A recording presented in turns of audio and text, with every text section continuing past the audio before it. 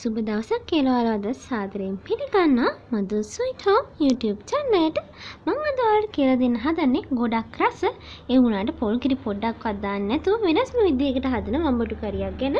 ඉතින් ඔයාලා මේක මීට කලින් හදන්න නැතුව ඇති. ඉතින් මම අද ගෙනාව වීඩියෝ එක දිහාවට අපි දැන් යමු.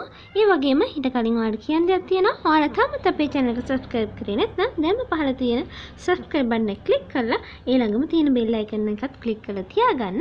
ඉතින් අපි දැන් යමු අපේ වීඩියෝ එක පැත්තට. ඉතින් අද අපිට ඕන වෙනවා වම්බටු කරල් දෙකක්, රම්පි කරපිංචා, පොඩි තක්කාලි ගෙඩියක්, පොඩි බීලුණු ගෙඩියක්, සුදුලුණු බික් දෙක තුනක්, කුඩා කුරුඳු පොතු කෙබෙලා, හාල් මැස්සෝ කිහිප දෙනෙක්. ඒ වගේම මම මෙතන හාල් මැස්සෝ අරන් තියෙන්නේ. හොඳින් හොදලා වේලගෙන තමයි. මිරිස් කුඩු තේ හැඳි භාගයක්, 3-5 තේ හැඳක්, කා ස්වල්පයක්, ඒ වගේම ගම් මිරිස් කුඩු ස්වල්පයක්. මේවා ඔයාලට රස අනුව වෙනස් කරගන්න පුළුවන්. සීනි තේ හැඳි භාගයක්, රස අනුව ලුණු, තෙල් මේස හැඳක්. මුලින්ම අපි තෙල් ටික භාජනයට දාලා තෙල් ටික හොඳින් රත් කරගන්න ඕන. ඊළඟට මම මේකට අපේ හාල් මැස්සු ටික එකතු කරගන්නවා. හාල් මැස්සු ටික අපි මේ විදිහට ටිකක් බෙද ගන්න ඕන.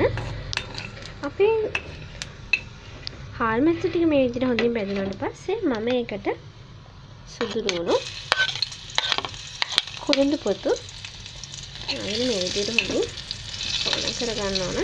ඊළඟට මම මේකට අපේ රම්පේ කරපිංචා, බීලුණු, තක්කාලි මේ ඔක්කොම ටික දාගන්නවා.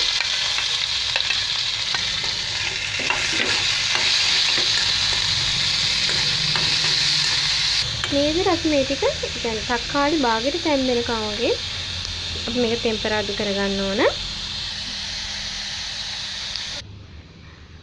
අපේ ලුණු ටික ටෙම්පරාදු වෙන අතරේ මම මෙතන අපේ වම්බටු ටික කපා ගන්නවා.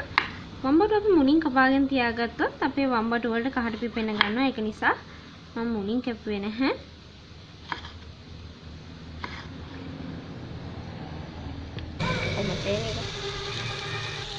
ඊළඟට මම අපේ 3-5 මිරිස් කුඩු කහ ඒ වගේම ගම් මිරිස් ටික මේ විදිහට එකතු කරගන්නවා. ඔයාලට පුළුවන් මෙතනදී ඔයාලගේ රුචිකත්වය අනුව රස අනුව මේ දේවල් අඩු වැඩි කරගන්න. ඊළඟට මම මේකට අපේ වම්බටු එකතු කරගන්නවා. මම දැන් මේකට ලුණු පොඩ්ඩක් එකතු කරගන්නවා. ඔයාලා එකතු කරන හාල් මැස්සුන්ගේ ලුණුත් වැඩි නම් ඔයාලා අන්තිමේට ලුණු රස බලන්න. මම අද එකතු කරපු හාල් මැස්සුන්ගේ ලුණු රස අඩුයි. ඒක නිසා මම මේ වෙලාවේ ලුණු පොඩ්ඩක් එකතු කරගන්නවා. දැන් මම මේක වහලා වම්බටු ටිකක් තැම්බෙනකන් තියන්න ඕන. මේ විදිහට අපේ වම්බටු ටික භාගයට තැම්බුණාට පස්සේ මම ඒකට වතුර ටිකක් එකතු කරගන්නවා. මම කලින් කිව්වා වගේම අපි අද මේ වෑංජනයේට පොල් කිරි පොඩ්ඩක්වත් දාන්නේ නැහැ.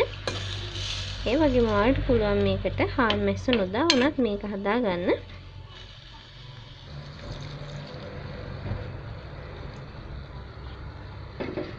මම දැන් අපේ වම්බටු ටික හොඳට තැම්බෙනකම් මේක වහලු යා ගන්නවා. දැන් අපේ වම්බටු ටික හොඳින් තැම්බිලා තියෙන්නේ. ඉතින් මේ අවස්ථාවේදී මම මේකට සීනි තේ හැඳි භාගයක් විතර එකතු කරගන්නවා. ඔයාලට පුළුවන් ලුණු රස බලලා ලුණු මදි නම් මේ වෙලාවේදී තව ලුණු ටිකක් එකතු කරගන්න. ඒ වගේම ඔයාලගේ කැමැත්ත පරිදි ඔයාලට පුළුවන් මේකට සීනි උනත් අඩු වැඩි කරගන්න. සීනි ගොඩක් දාගන්න එපා. ඉතින් ඔන්න දැන් අපේ වම්බටු කරි එක හරි. ඉතින් ඔන්න මේ තියෙන්නේ අද දවසේ අපි හදාගත්ත අපේ පොල් කිරි නැතුව හදපු වම්බටු කරි එක. ඉතින් ඔයාලට පුළුවන් මම කලින් කිව්වා වගේම මේකට හාල් මැස්සෝ වෙනුවට හාල් මැස්සු නොදා හදන්නත් පුළුවන්. එහෙම නැත්නම් හාල් මැස්සු වෙනුවට ඔයාලට කැමති විදිහට ඕන කරවල් જાතියක් එහෙමත් නැත්නම් උඹල කරි ටිකක් උනත් දාලා හදාගන්න පුළුවන්. ඉතින් ඇත්තට මේක පොල් කිරි නැතුණාට ගොඩක් රසයි. ඒක නිසාම තමයි මම ඔයාලට මේක කියලා දෙන්න හිතුවේ. මොකද පොල් කිරි දාලා උනත් කන්නේ නැති වම්බටු කන්නේ නැති කට්ටිය මේ විදිහට හදලා දුන්නොත් කනවා. ඉතින් ඔයාලත් මේක ගෙදරදී හදලා බලන්න. ඉතින් ඔයාලට මේ වීඩියෝ එක ගැන තියෙන අදහස් පල්ලෙහාන් කමෙන්ට් කරන්නත් අමතක කරන්න එපා. ඔයාලා මේ වීඩියෝ එකට කැමති නම් පුංචි ලයික් එකක් දාලා තවත් කෙනෙක්ට දැක ගන්න. බලන්න මේක ෂෙයා කරන්න අමතක කරන්න එපා. ඒ වගේම ඔයා තාමත් අපේ channel එක subscribe කරේ නැත්නම් පල්ලෙහා තියෙන subscribe button එක click කරලා ඒ ළඟම තියෙන bell icon එකත් press කරලා තියාගන්න. ඉතින් ඔයාලට මම කලින් කිව්වා වගේ ආයි කියන්න මේක අනිවාර්යෙන් ගෙදර හදලා බලන්න. මේ curry එකේ පොල් කිරි නැති වුණාට මේක ගොඩක් රසයි. ඒ වගේම මේකේ තියෙන මිරිස් 3-5 ඒ දේවල් ඔයාලට කැමති විදිහට අඩු වැඩි කරගෙන හදා ගන්න පුළුවන්. ඔයාලට ඕන තව ටිකක් මේකේ හොද්ද හින්දලා හදන්න පුළුවන්. එහෙම නැත්නම් තව ටිකක් හොදි ගතිය ඕන නම් ටිකක් වතුර ටිකක් වැඩිපුර දැම්මට කමක් නැහැ. ඉතින් මේ වගේ තවත් රසවත් වීඩියෝ එකකින් ඔයාලව හම්බ වෙනකම් ඔයාලට සුබම සුබ දවසක්.